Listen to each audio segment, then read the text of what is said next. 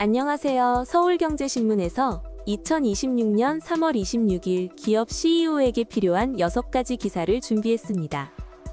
A. 오늘 첫 번째로 살펴볼 소식은 SK 하이닉스입니다. 광무정 사장이 오늘 주주총회에서 깜짝 발표를 했는데요. 수년금을 100조 원 이상으로 늘리겠다고 밝혔습니다. 100조면 상당한 규모인데요. 현재 얼마나 쌓여 있는 건가요? 지난해 말 기준으로 약 12조 7천억 원 수준입니다. 경쟁사인 삼성전자의 수년금이 약 100조 6천억 원인데 그 수준까지 끌어올리겠다는 겁니다. 메모리 슈퍼사이클로 벌어들인 수익을 재무체력 강화에 쏟아붓겠다는 전략이죠. 실제로 지난해 설비 투자에만 30조 원을 썼는데 100조 원을 확보하면 3년치 안정적 투자가 가능해집니다. 투자 재원만이 아니라 미국 증시 상장 소식도 있었죠? 맞습니다. 올 하반기 미국 주식 예탁 증서 ADR 상장을 목표로 준비 중이라고 밝혔습니다. 이미 미국 증권거래위원회에 공모 등록 신청서도 비공개로 제출했고요.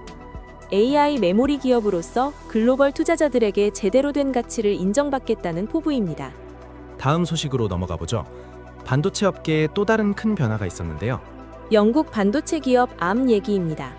창립 35년 만에 처음으로 자체 AI 칩을 공개했습니다.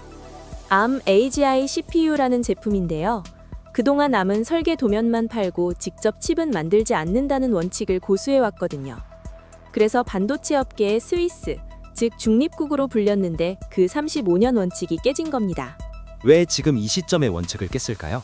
AI 추론 시대가 본격화되면서 CPU의 역할이 커졌기 때문입니다. 에이전틱 AI 개발을 위해 추론 칩 수요가 폭발적으로 늘고 있고 기존 인텔 AMD 중심의 데이터 센터 CPU 시장에 강력한 경쟁자가 등장한 셈입니다. TSMC 3나노 공정으로 제작되는 이 칩, 첫 고객사는 메타가 낙점됐고 오픈AI, SK텔레콤도 채택을 발표했습니다. 암은 이 칩으로 5년 안에 연간 약 22조 원의 매출을 올리겠다는 목표도 내걸었습니다.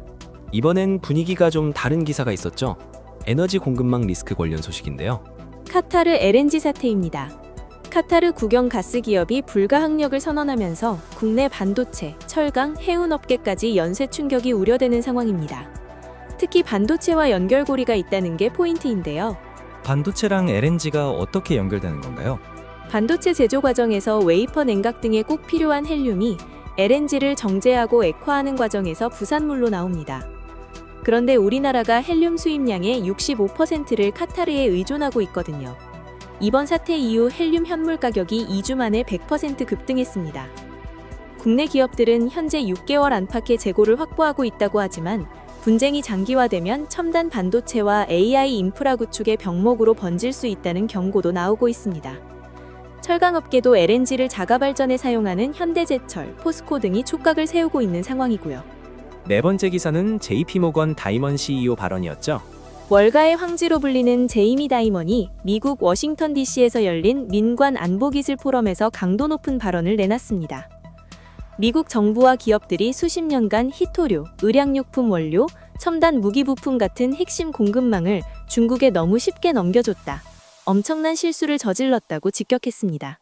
단순한 경고가 아니라 구체적인 대안도 나왔다고요?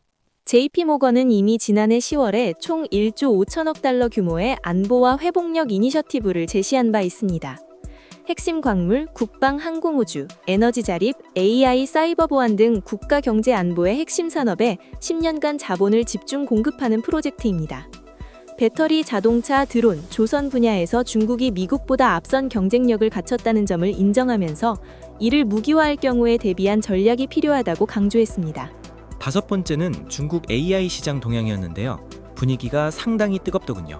알리바바 부사장이 오늘 텐진에서 열린 다국적민들 라운드 테이블에서 서울경제신문과 만나 발언이 화제입니다. 중국 AI 에이전트 시장은 지금 수익화 초기 단계이고 지금은 무조건 성장해서 점유율을 확보해야 하는 시기라고 했습니다. 빠른 시일 내 경쟁력을 입증한 소수만 살아남고 나머지는 도태될 것이라고도 했고요. 중국이 AI에서 제살 깎아먹기식 경쟁을 한다는 우려가 있지 않습니까? 알리바바는 이른바 내주의한 논란을 정면 반박하고 나선 겁니다. 실제로 알리바바, 텐센트, 바이두, 바이트댄스 등 빅테크 4사가 춘제 기간에만 AI 마케팅에 쏟아부은 돈이 1조 원이 넘습니다. 알리바바는 기업용 AI 사업 중심으로 조직을 개편했고, 텐센트는 AI 에이전트를 위챗에 통합했습니다. 샤오미도 AI에 3년간 약 13조 원을 투자하겠다고 밝히면서 자사 기기의 에이전트를 접목하는 테스트를 진행 중입니다. 마지막 기사는 유럽발 규제 리스크였죠. EU가 과불허라 함물에 대한 규제 입법을 예고하면서 국내 반도체 업계의 긴장감이 높아지고 있습니다. PFAS는 반도체 웨이퍼에 회로를 그릴 때 쓰는 감광액이나 에칭 공정에서 핵심 소재로 활용되는 물질인데요. 반도체뿐 아니라 배터리 부품, 디스플레이, 자동차 등 우리 주력 수출 산업 전반에 영향을 미칩니다. 규제가 언제부터 시행되는 건가요? EU는 이달 말에 규제안에 대한 보고서 초안을 내놓고 60일간 의견 수렴에 들어갑니다. 이 절차를 거쳐 2027년께 시행이 예정돼 있는데요. 우리 정부는 오늘 산업통상부 주관으로 민관협의체를 가동했고, 업계 의견을 규제 과정에 적극 전달하는 동시에 PFAS 대체 소재 R&D도 병행한다는 방침입니다. CEO 입장에서 2027년 시행까지 시간이 있는 것 같지만 대체 소재 개발과 공정 전환에는 상당한 준비 기간이 필요한 만큼 지금부터 움직여야 할 이슈입니다.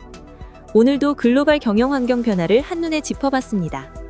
서울경제신문이 CEO 여러분의 내일을 함께 준비하겠습니다.